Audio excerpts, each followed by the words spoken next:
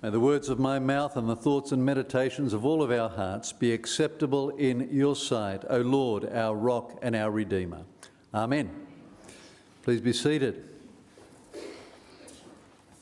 I'm not sure whether the name Robert Pierce, Bob Pierce, means anything to you. He was an American, he was a Baptist minister, a Baptist pastor, and in his 30s he travelled throughout Asia. This is shortly after World War II. And as he travelled in China and elsewhere, Korea and elsewhere, he saw the aftermath of the war, destruction of schools, destruction of hospitals, and also many abandoned orphan children.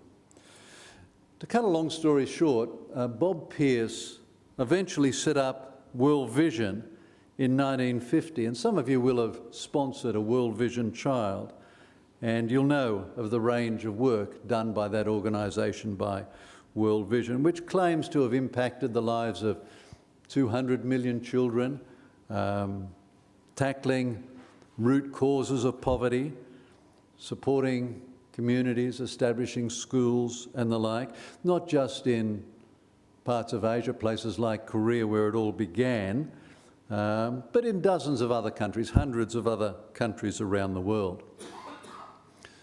Bob Pierce, if that wasn't enough, Bob Pierce also formed another organisation, not as well known, but still, Samaritan's Purse, and you may have heard of Operation Christmas Child.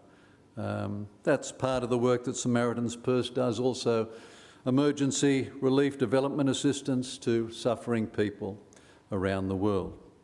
Anyway, there's so much I'd like to say about this story, but way back at the beginning of this, when Bob Pierce was still a young man, he just visited Korea, an island in Korea, and visited some suffering children there. And Bob Pierce opened up his Bible and he wrote something in it. He wrote a prayer. Let my heart be broken by the things that break the heart of God.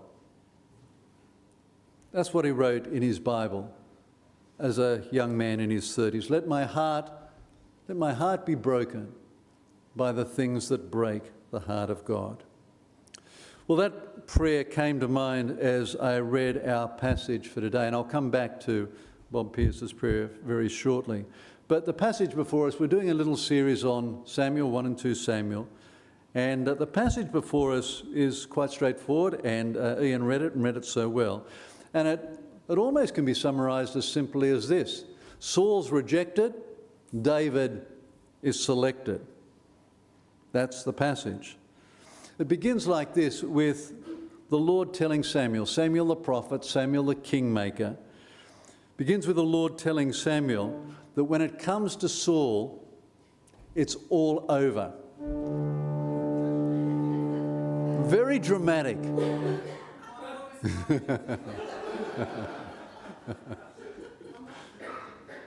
Yeah, that's it. It's all over. Wrong.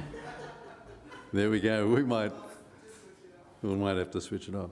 Yeah, it's history. That's what the Lord tells Samuel about Saul, that I've rejected him as being king over Israel.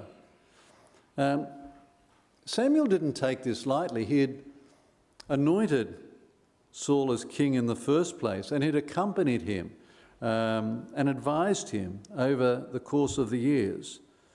And now he mourned that it's all gone south and turned sour. And it is sad. Saul began, I think Saul began well as king. He didn't seek that position. He didn't advance his own cause. He didn't go out of his way to secure the kingship. He didn't maneuver himself. He didn't grab hold of power. When Saul began as king, he saw it as a given thing, something that he didn't have to grasp hold of, but he'd been granted. He understood and appreciated that at first. And in many ways, he began well. But then he started to, so the story goes, he began to take matters into his own hands.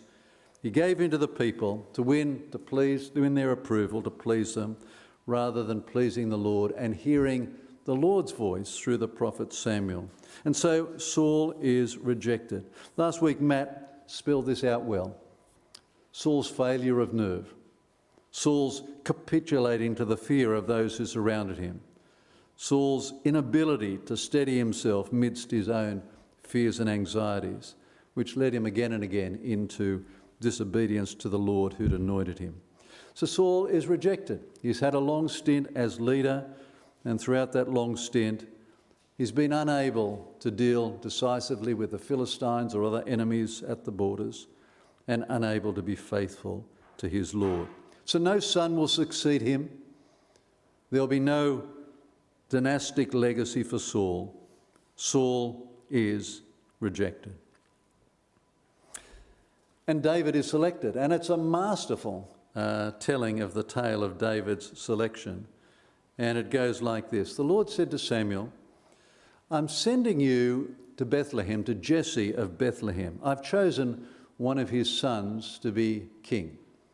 Samuel's not told which one, but he goes to Bethlehem. Saul's obviously not invited, but the elders of the town are, and they're not sure of what this is all about, but they're told we're going to have a celebration. We're going to have a consecration. There'll be animals sacrificed. They'll be dedicated to the Lord, and we will dedicate ourselves to the Lord as well. Nothing wrong with that. The elders of Bethlehem figure. And Jesse and his sons, well, they get a special invitation. So there they all are, the people of Bethlehem, Jesse and his sons. Which one, thinks Samuel, which one am I to anoint as king? Saul's been rejected, but who's been selected?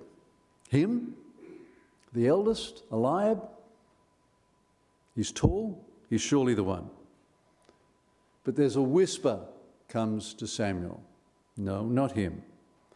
The things that you or others might think impressive, I do not find impressive and important. Is that you, Lord? Thinks Samuel. Do not look at outward appearance, comes the voice. I look at the heart.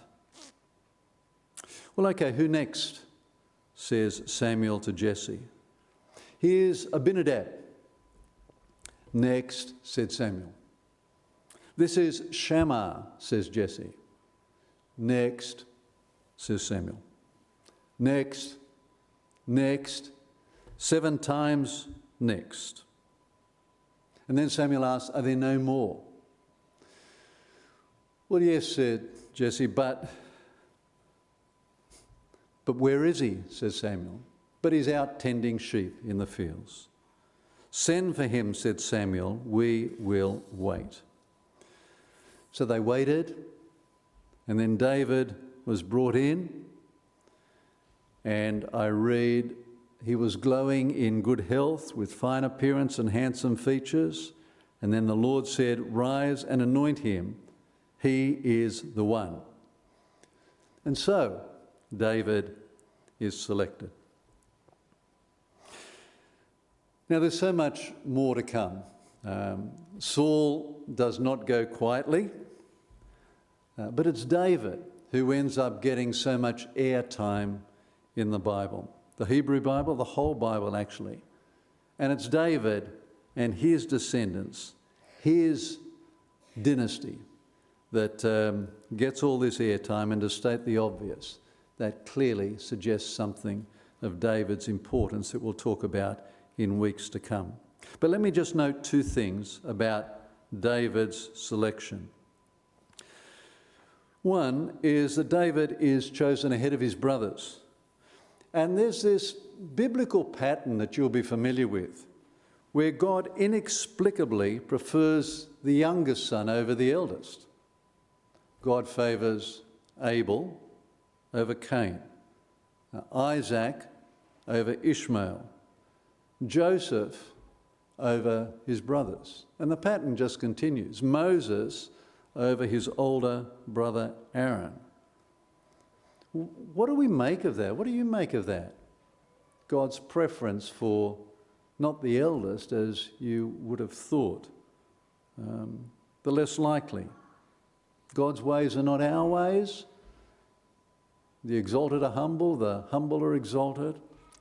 Maybe some of those things. Something to think about. I'm going to leave that pattern there and not dwell on it too much more, partly because I happen to be an eldest brother, and so it's a good time to move on.